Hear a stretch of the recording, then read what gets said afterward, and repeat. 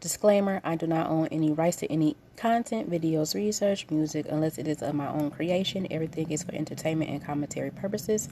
All information is of my own opinion or are alleged until factual evidence has been presented. Cue the music.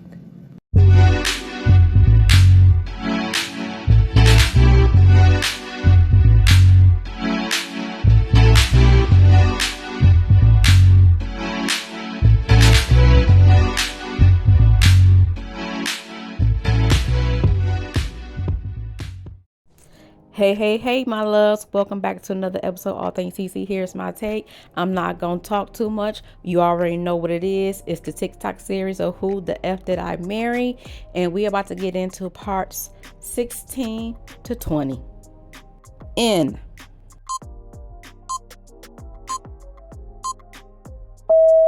Mary. This is the interlude, basically. I'm not recapping on this video. I'm just kind of answering some stuff that has been written to me. Someone was like, why are you airing your business out on social media? It's a valid question. For me personally, I feel like this was traumatic to experience, to live through. And I'll expound on that on another video, the aftermath of the toll that this took. Honestly, and I know some people are going to be like, that sounds crazy. It is kind of cathartic to get this out, because I cannot tell you how much of this has been internalized since 2020. Also, I don't want to seem like a cautionary tale to other women, or to men for that matter, but to my sisters, to my ladies, white, black, Hispanic, Asian, doesn't matter. If something does not sit right with you, investigate it. I cannot stress that enough. If just one woman watches these videos and she's like, you know what, something don't sit right with me, let me look into this, then it was worth it. Yes, it is a Lifetime movie. Yes, it is Netflix. Yes, it is crazy. Yes, it is hilarious also. And I understand all of those reactions. As someone who lived it,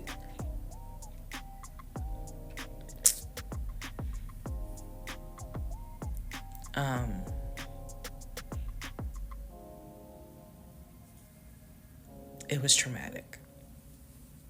But I feel like, God, it feels good to finally admit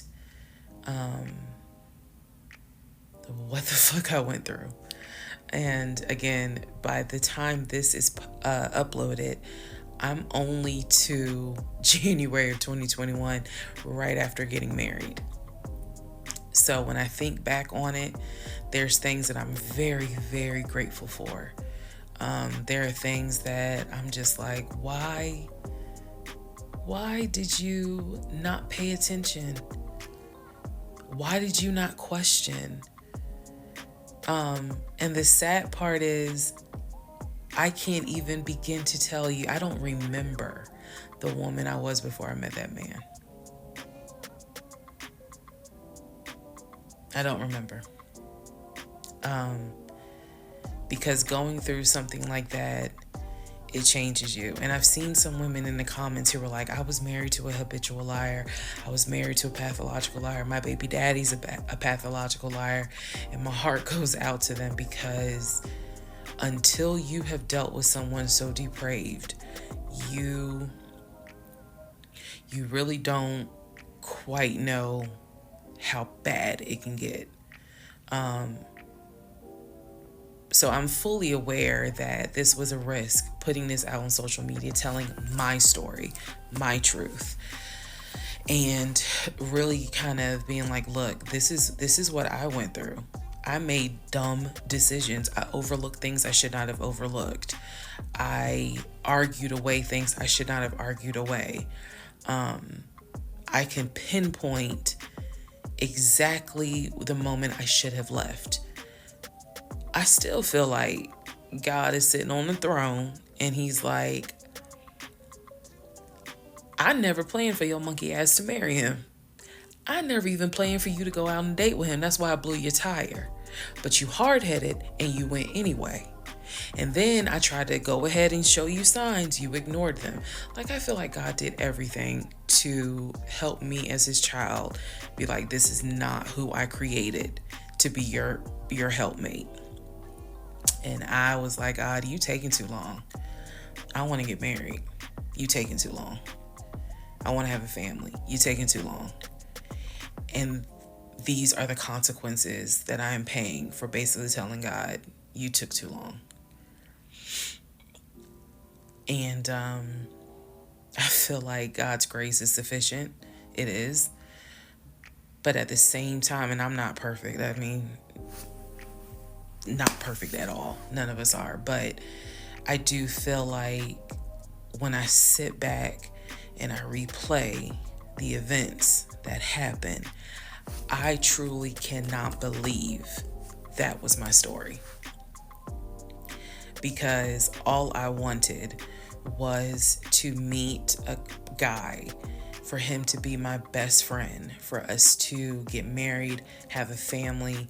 I wanted someone I could make fun of his big old forehead and he make fun of my nappy head and all my wigs, and yet he was my ride or die. I wanted someone that I could be like, man, help me with these kids, and he helped me with the kids. We had a nice home. We were comfortable. That is what I wanted. And I've said this before, and I say it again. I truly hoped it was my turn. You see the women who are, so happy and, they're in these loving marriages and life just looks good. I really, really wanted it to be my turn. And so I excused away a lot of stuff that I hope the next woman who sees this does not excuse, because I don't wish this on anybody. I don't wish this on anyone, to feel the way I felt the moment I discovered the whole truth. So I just wanted to say that, because I think it's important to try to answer the why is she posting this? Honestly, I was tired of holding it in.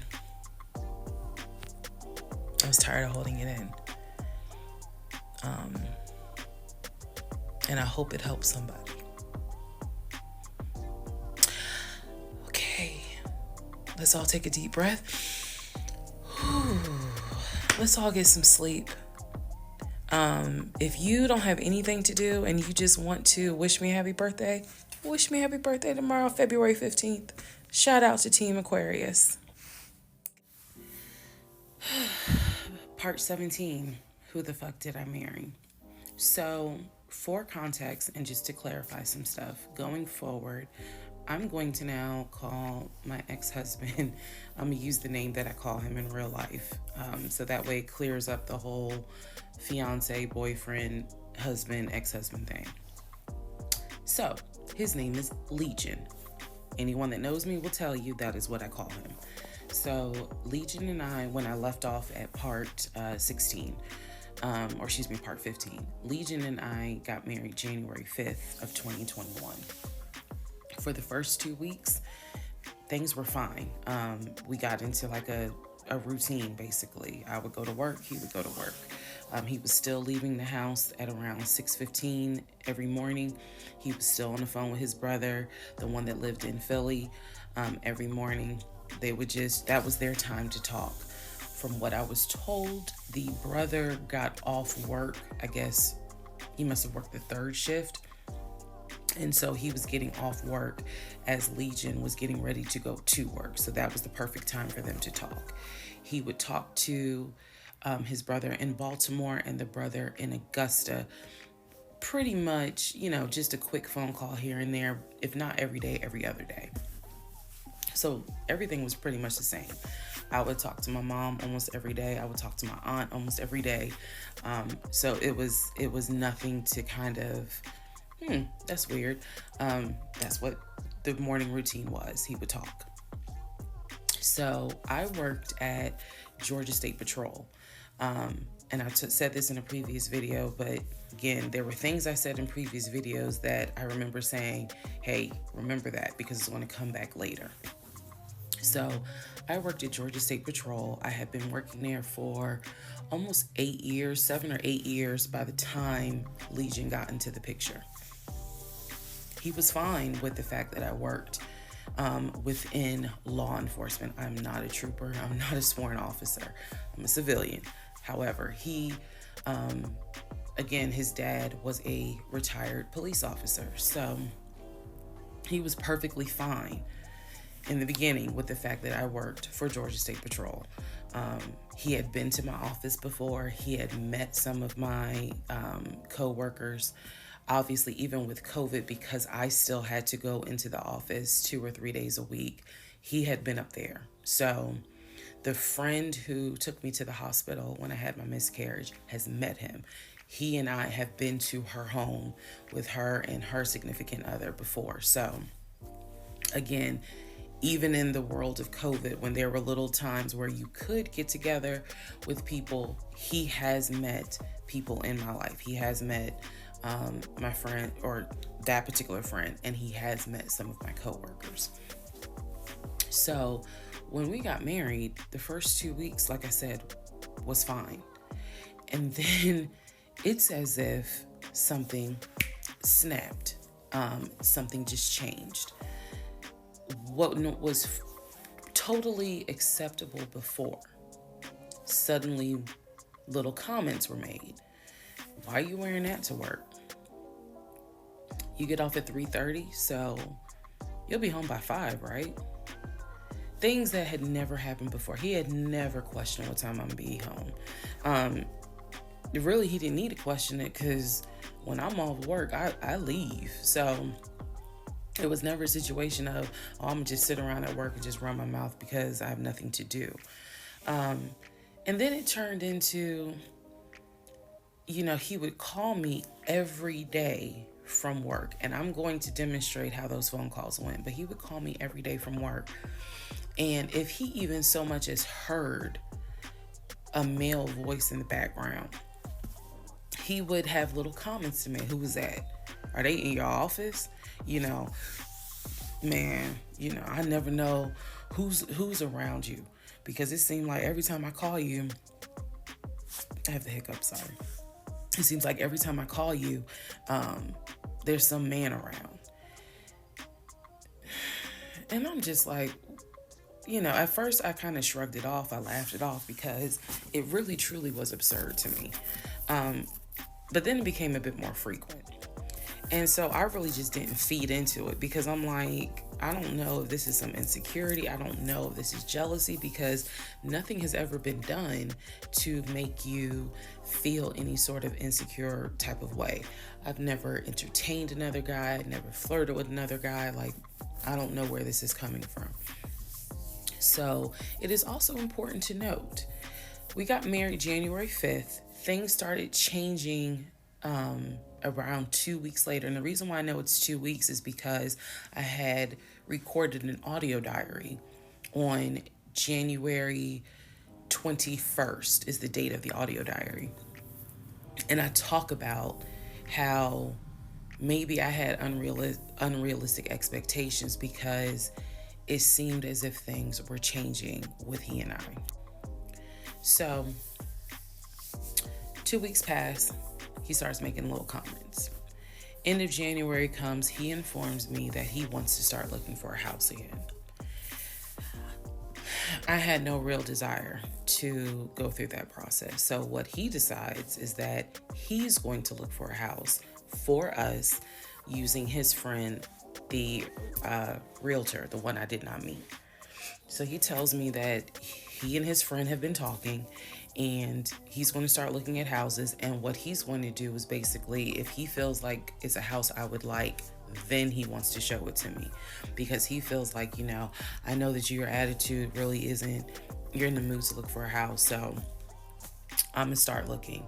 And then if I think it's a great house, then you can come see it. And I remember thinking, that's not gonna work. You're not gonna choose a house without me. And he was like, no, I'm not gonna choose the house, but I just think that, me and old boy have been talking, and so he has some houses that he is representing. He wants to show me. So why don't you let me look at it? And if it's worth the time, then I'll bring you to look at it. So he already had some sort of plan in place after talking to his friend about how he's going to start looking at houses. This is the end of January 2021.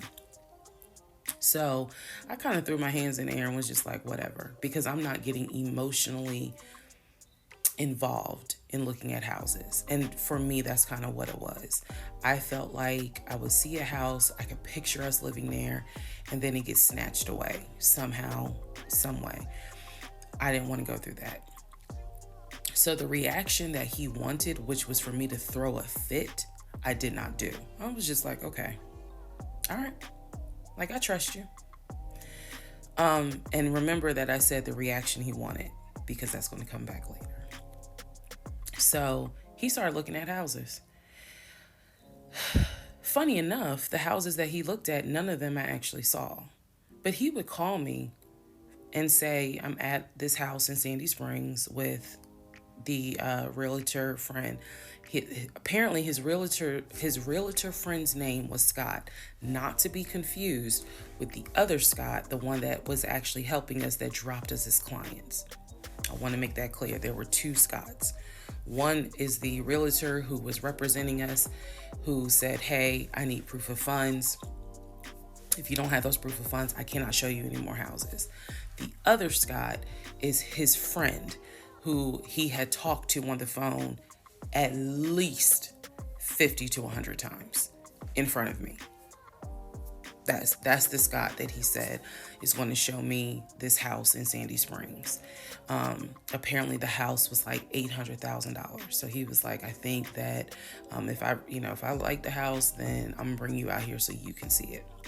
All right, now let's go into part 18.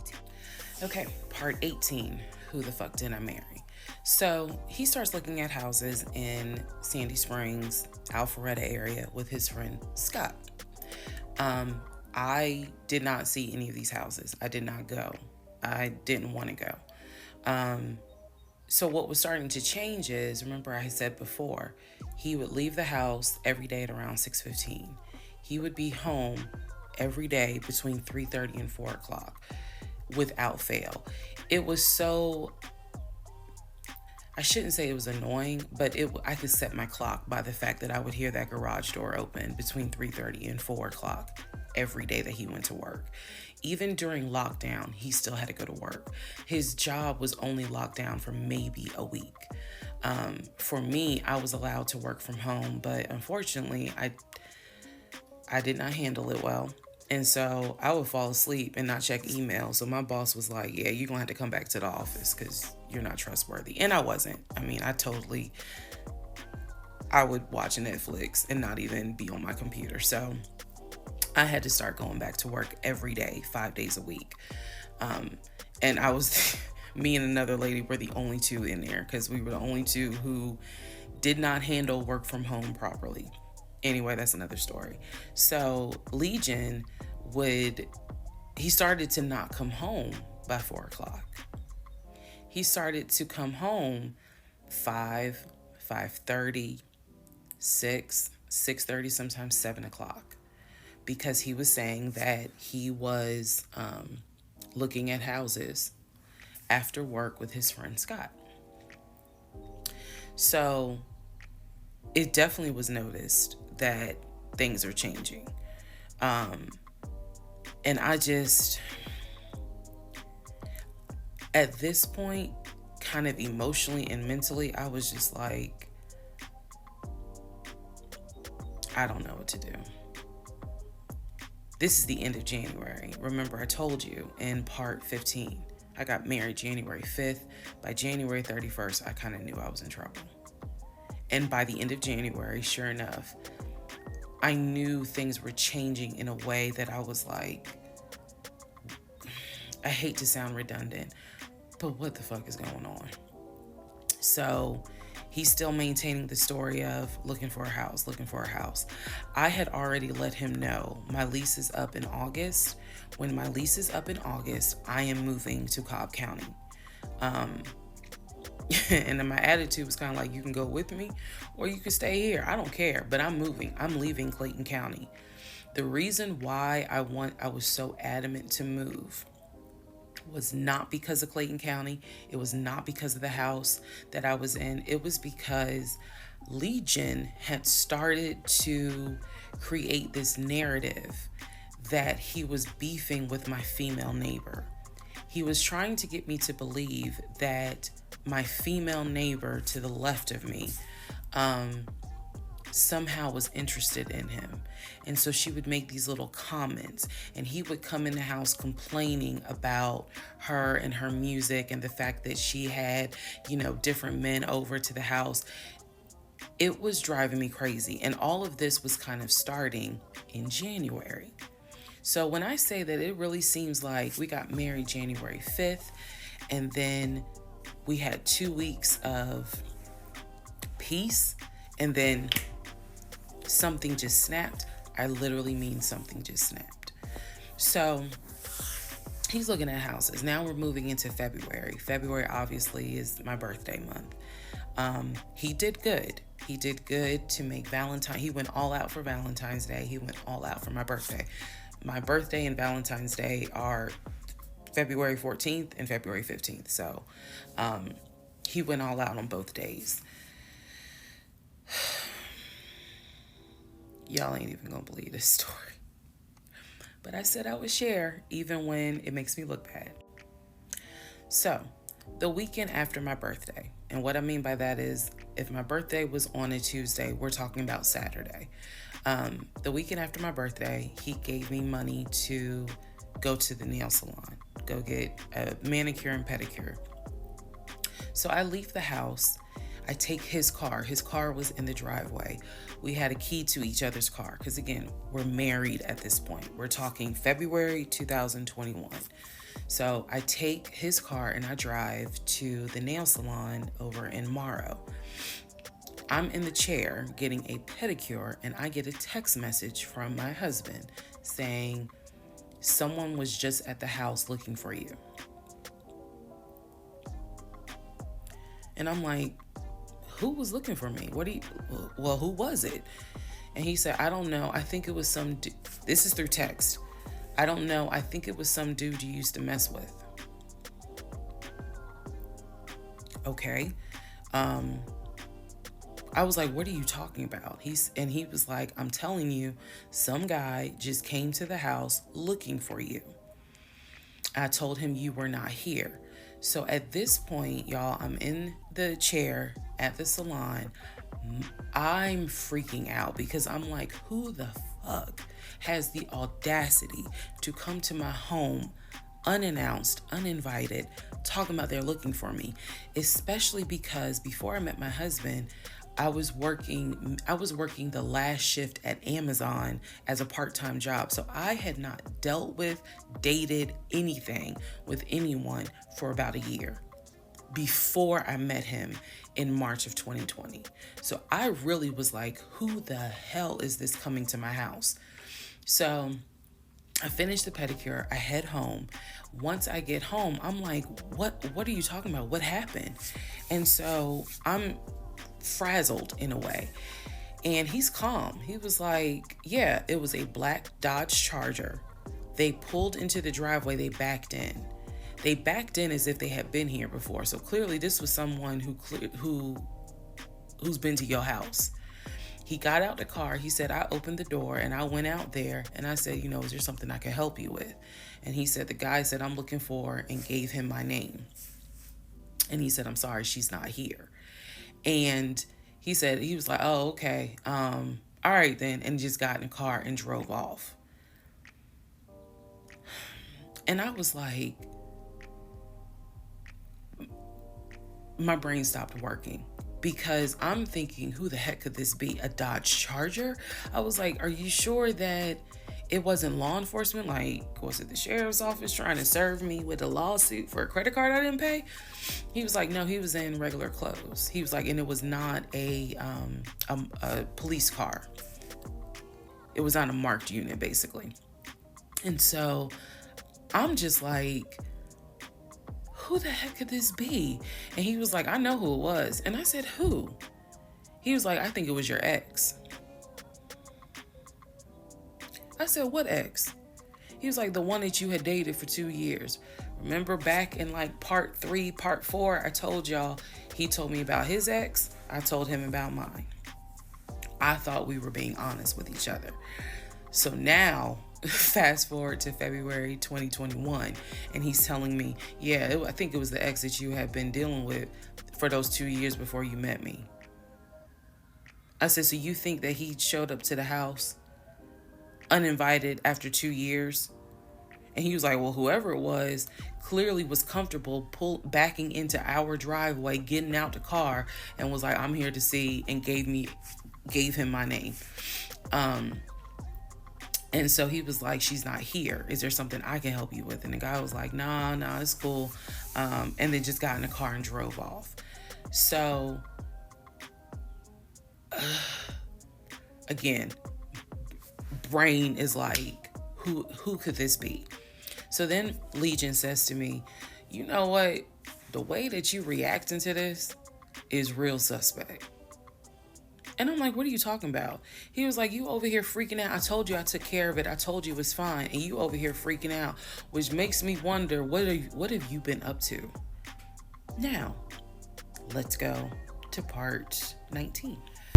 Okay, part 18. Who the fuck did I marry? So he says to me, the way you're acting is real suspect because I told you it was fine. I took care of it. He was like, I ain't even worried about it. He was like, obviously, that nigga didn't know that you now married, that you've moved on. And so now he knows it. But for me, it was the fact that I don't do pop-ups.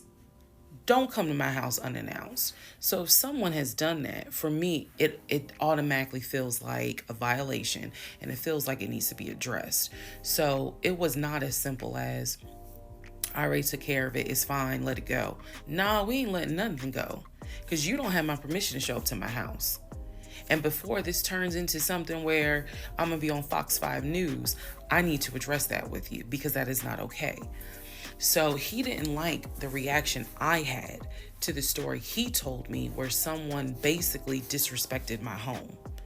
And he felt like my reaction was really suspect. So what I'm gonna get into the little details that he did not know about. So he tells me again, it was a black Dodge Charger. They backed into the driveway. A gentleman got out of the car and he asked for me by name, and Legion said she's not here. So I asked him, what does the guy look like? And he said, he was like, why does it matter? I said, what the fuck does he look like? So Legion proceeds to give me the most generic description you can give. He was like, well, he was shorter than me. Ex-husband is about 6'3", 6'4". He was shorter than me. He was brown skinned. I said, did he have a hat on his head? Mind you, I understand that before marriage, I was a damn fool. I understand that. But every woman has that moment where you only gonna fool her but for so long. And eventually puzzles start coming together. For me, I felt like moving into marriage, certain things started coming together. So I said to him, did he have a hat on his head? He was like, nah, he ain't wear a hat. So In my mind, I am mentally going down a list of every possible man it could be. And it was only like 4 men. I had been in that house about 3 or 4 years at this point. So I knew all of the people, and I'm talking about from maintenance down to ex-boyfriends. It was a total of like 4 men. So when he said that it was a black Charger, I immediately was like, okay, I know that crosses out one. He said he was shorter than him. All of them were shorter than him. I said, did he have a hat on his head? He said, no, that crossed out one, because one in particular was a maintenance guy who always wore a hat on his head because he had like a bruise or something, and he was just self-conscious about it. So he always wore a hat. That leaves two. So I said, was he muscular or was he skinny? So Legion's getting all frustrated. I said, just answer the question. He was like, well, he was kind of in between. And I said, okay. He was in between. I said, so was he light skin or was he dark skin? He was like, I told you he was brown skin. I said, was he my complexion? He said, no, he was brown skin. That eliminates one. So now there's one left. And yes, the one left would have been the ex that I had dated for 2 years. And so he was like, I know it was your ex. I know it was your ex. And I was like, that don't make no sense, because the ex that in my mind, I'm saying this, the ex that I had dated, he and I had no contact with each other, and he was not the type to just pop up at your house. That ain't his style. Not to mention, and I ain't tell Legion this, that man would not be caught dead driving a Dodge Charger. He hated Chargers because he drove it as a patrol car. So I didn't say anything. I just was like, that's weird. So what Legion didn't know is that at the time I had a security system. So I had a security system where anytime the front door, the garage door, or the back door was open, basically any entry point, anytime it was open or closed, it would send me a text message notification. So when he's telling me all this, I'm looking at my phone and I see a notification where the front door was opened and it was shut, all within the same minute. So for example, if it says front door open at 1 p.m., front door closed at 1 p.m. So whatever he did was within those 60 seconds. He's telling me the story of the guy got out the car. He opened the door. He went out there, can I help you? And the guy said, I'm looking for, and Legion said, no, she's not here. And so he said the guy kind of was like, okay. And he was like, all right, thank you. And got in the car and drove off. Legion has also told me that he watched him drive out of the neighborhood, which means because of the way the house was set up, the townhouse, he would have still been outside watching this. I could be wrong, but something in me was like, that would take more than 60 seconds. So for the door to have been open and shut within the same 60 seconds, I was like, okay. So also what he didn't know, we didn't have a Ring door camera, but my neighbor did. And her Ring door camera caught my driveway. The view of the camera could see my driveway as well as her driveway. And so whoever was coming in the door, our driveways were right next to each other. And then on the other side of it was the grass. So it was a perfect view of my driveway. So she, I texted her and I said, hey, were you home? I think I texted her the next day because I said, were you home on Saturday? And she said, no, I wasn't. What's up?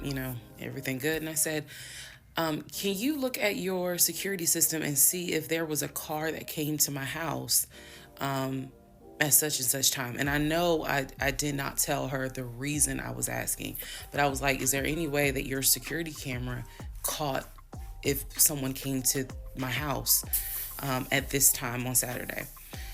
She's like, yeah, sure, I'll look. And so maybe about a couple of hours later, she texted me back and said, hey, I looked at the camera, but I didn't see anything. And I said, okay, by any chance, did it catch if someone maybe walked up the driveway? Like maybe it wasn't a car in the driveway, but someone walked up. She said, I didn't see anything with your driveway yesterday. So I said, okay. And I knew that something in me again was like, nobody came to the house. So now here we are, a month and a half married, and now is when I'm like, why the fuck did he make that up? Because no one came to the house. No black Charger came to the house, pulled back into the driveway. Nobody got out the car and asked for me. Nobody was looking for me. So now I was sitting in the bedroom thinking through all this, and I'm like, why the fuck did he make that up? Because that's what happened. I'm looking at the text messages on my phone where he's telling me someone just came to the house looking for you.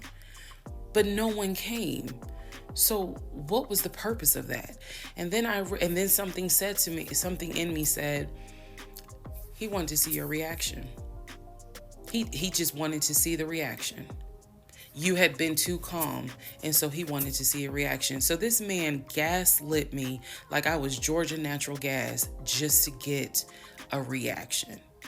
Welcome, ladies and gentlemen, to part 20 of Who the Fuck Did I Marry? All right, part 20 of Who the Fuck Did I Marry? So after the black Dodge Charger incident, things were quiet. Legion was fine. Legion slept just fine. Me, that shit played over in my head for days and days and days. On one hand, I was like, I know nobody came. My head knew nobody came to the house. My heart was like, but maybe he didn't make it up. So the head and the heart were absolutely playing a tug of war because, again, I really couldn't fathom that he was making it up. But nevertheless, I filed it in the back of my mind in my little filing cabinet, my mental filing cabinet. So a few weeks later, we go out to eat at this restaurant in Atlanta. It's a burger place, and I'm going to do my best by the time I post this to put the name of the burger place on the screen. So we go to the burger place, eat dinner. Everything was fine. As we are leaving, he says to me, did I ever show you where my grandmother's buried? This is the grandmother that passed away from COVID in 2020. And I said, no. I was like, we haven't been over here. And so he was like, let me show you. So he drives us to the cemetery, which is not far from the restaurant. He drives us to the cemetery, goes around and around, and then it comes to like a little hill in the cemetery. And he was like, you see the headstone. The headstone had like the family name on it. And it did not have, for example, John David Doe. It just had Doe. Okay. So there were no dates on it. So it reminded me of just a headstone where it was probably multiple family members buried underneath it. That's what it reminded me of.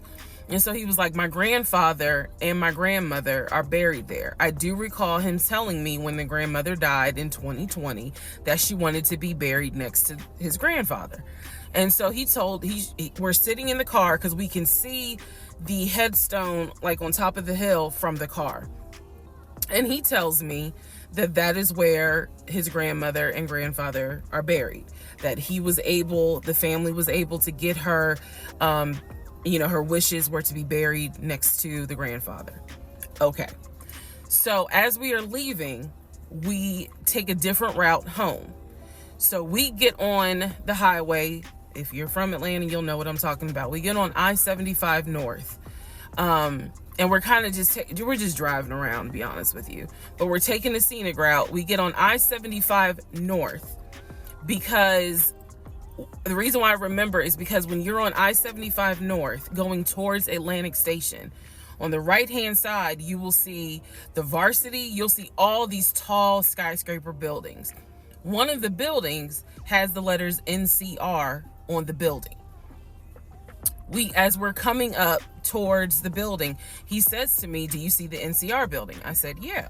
He said, "The building behind it, my job bought that building. That's where we're going to have, we're setting up operations." And I was like, "Why the hell would y'all buy a condiment company in downtown Atlanta?" He was like, "No, we're not doing production there. It's just going to be offices, and that's where we're going to handle like the business portion. The production is still being done in Gwinnett County out in Duluth." And so I was like, "Oh, okay." He was like, "That's where I keep the company car." So I was like, "The company car?" I said, "Aren't you supposed to be bringing the company car home?" And he was like, "I don't want to bring the company car home because it's Clayton County and it's a $90,000 car. And I don't want no problems." So he's telling me that he keeps the company car at the building downtown Atlanta that's behind the NCR building. I barely could see what building he's talking about, but he was like, "It's the building right behind it." And so he's telling me that that's where his office is. So I said to him, "Take me to your office. I know it's a Saturday, but shit, you one of the VPs, right? So take me to your office." No, I had not been to his office simply because, again, COVID. So I was like, "Take me to your office." And he was like, "I can." He was like, "That's no problem." So do I have the other phone? I do. So y'all are in luck. So I can maybe reenact how this goes. So he gets off the exit and starts driving towards the NCR building. While he's driving towards the NCR building, he always has kept his phone in his left pocket. This is my left hand. So he pulls his phone out and he starts calling. He tells me he's calling Willie. Willie is supposed to be the head of security. So he's saying, "Let me call Willie real quick to make sure that the building's open." So he proceeds. This is another phone, but he proceeds to go ahead and call Willie. We're still driving, by the way. We're still driving. I'm on the phone, scrolling through Facebook, trying to figure out some random shit. But he's driving with the phone up to it. So driving with the phone. Next thing I hear, "Hey Willie, it's Legion. Hey, how's it going?" "I'm good." "Hey, is the building open?" "No, I just want to take my wife up there so she can see it and see my office." "Are you up there right now?" "You're not?" "Okay, is Mr. Justin working?" "Okay. So is there anybody up there that can physically open the building? Because I don't think my badge is going to get me at least in the front door because of it's on the weekend lock." "Okay. Okay. All right, let me know." "All right. Thank you, Willie. Bye." Y'all see how I did that? He's having this whole conversation while I'm sitting in the passenger seat. So then he gets off the phone and he says to me, "Willie is not working and Justin apparently called out sick. So the building is locked and my badge won't get us in the front door." He was like, "Willie's going to see if there's someone else that can open the front door so we can actually get in." He's like, "My badge will get us on the floor, but it will not get us in the front door." No one ever called. So when he's getting off the highway, he basically turns onto Spring Street. Again, there's all kinds of shit I distinctly remember. He turns onto Spring Street so that he can then get on 75 South so we can go home. Never saw the office that day. But again, this is where he's saying that he keeps the company car. So when we get to part 21, I'll kind of go into detail about the whole company car a little bit more. Can I tell y'all that this is a rabbit hole that is getting deep, baby? Listen. Okay, so part 16, which is like a Q&A type situation. So I'm not really going to talk about anything regarding that, except for the fact that I do appreciate her actually acknowledging that she pretty much dismissed God and just wanted to do what she wanted to do because it's what she wanted to do. And she realized that doing it that way has caused her to get into a situation that, man, if God didn't have grace for her, she probably would have never got out of that situation. So I'm happy that she acknowledged that. And one of her reasons is because she see people on TV or whatever, they living a good life, and they happy and woo woo. And that's another issue right there, hun. You can't be basing what you want based off of what other people have, because those people might be miserable behind closed doors. They might be, crazy behind closed doors. All you see is the outside surface, but you really don't see what's in the inside. So you can't base what you want in life off of what other people want, because that might not even be the blessing that God has for you. So I'm glad she acknowledged that, because that's all I've been saying throughout this whole thing so far. God, you put God to the wayside for your wants and your needs, and he's not gonna bless the mess, because this is what this is. This is a hot ass mess. So I'm glad she pointed that out.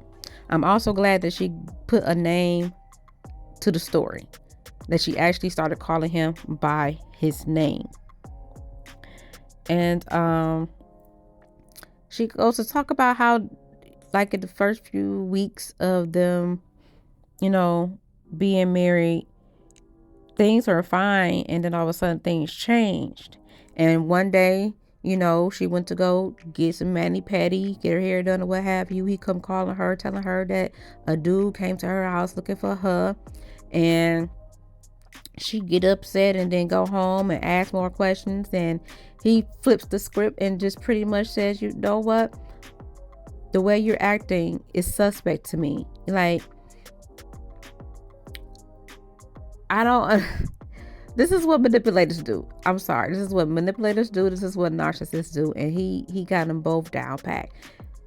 As of right now, I can 100% say that he has a mental illness. Because anybody that goes through this length to, make up lies and try to keep up with those lies, that's an illness. I'm sorry. Because it takes too much to keep adding a lie on top of a lie so that you won't get caught in no lies. It's weird, and it's too much. So here we go again. He wanted to start looking for another house. I knew it was only a matter of time before he wanted to get back on that tip again. So he ended up reaching out to his friend that's a realtor, who ironically has the same name as the actual realtor where they had that issue with the first proof of funds issue. And I'm not understanding why he's still on this tip of trying to get a house. This house he wanted to put an offer in was like $800,000. Y'all, I am convinced that this man just do not have no money at all. Okay? And he is grasping at straws, trying to figure out how he can probably get into her bank account or get her caught up in something financially. I also like the fact that she never told him that she had a security system and that she get notifications on her phone.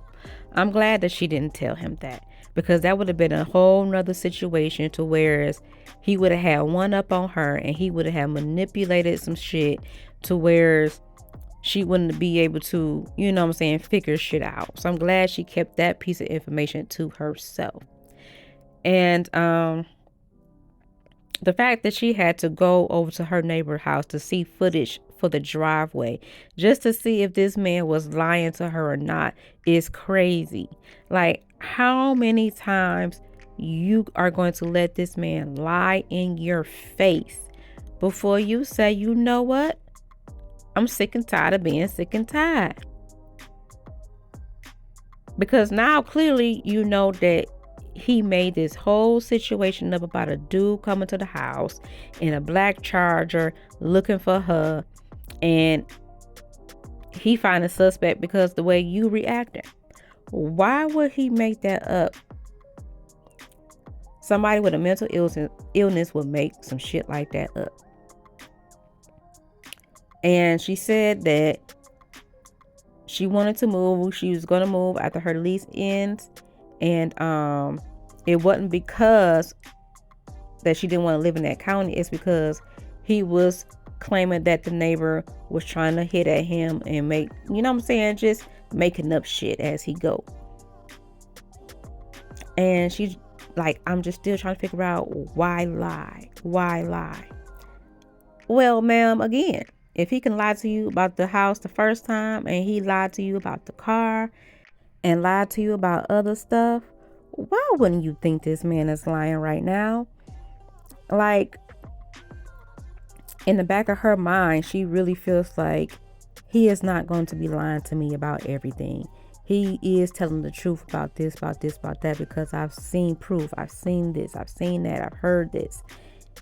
And it's still not clicking to her that from day one, this man has been manipulating her into getting whatever it is that he wanted. It's not clicking to her. I wonder how many actual relationships has she had in the past, because that would kind of like help me understand why she is ignoring a lot of these signs. Because I know for me, I've been in a few relationships and I've been married. So now I know more of what to look out for. I know how to sit back and question things and listen to my intuition from jump when something is just not right. And I'm not saying that I'm 100% immune from red flags, but I'm a little bit more equipped now than I was back then to spot out any type of fuck shit that these dudes may be trying to bring my way. So I'm really curious to know how many relationships have she actually had. So she also discussed that, you know, he took her to the burial site of his grandmother or whatever, and that she wanted to be buried by her husband or whatnot. And she also mentioned the fact of the his office, where they were at, because he mentioned that they had just bought a building and all this and all that. So I'm glad that she finally started talking about his job, because that was another issue for me. Like, he's saying he worked here, he worked there, but he has yet to, you know, at least introduce you to somebody through Zoom or face to face or anything like that. So I was just really curious as when she was going to start talking about the job. So now she's saying that, you know, he mentioned the job and this is where his office is at, and he said that this is where he keep the company car, although the company car was supposed to be at the house like he said it was. So again, another lie. He claimed that he didn't want to keep it at the house because it was a $90,000 car and he ain't want no troubles. So she eventually said, okay, well, take me to your office. I want to see your office. And so he gets on the phone, and again, I strongly feel like when he on the phone, he is not really talking to nobody. This is just a facade. He's not talking to nobody.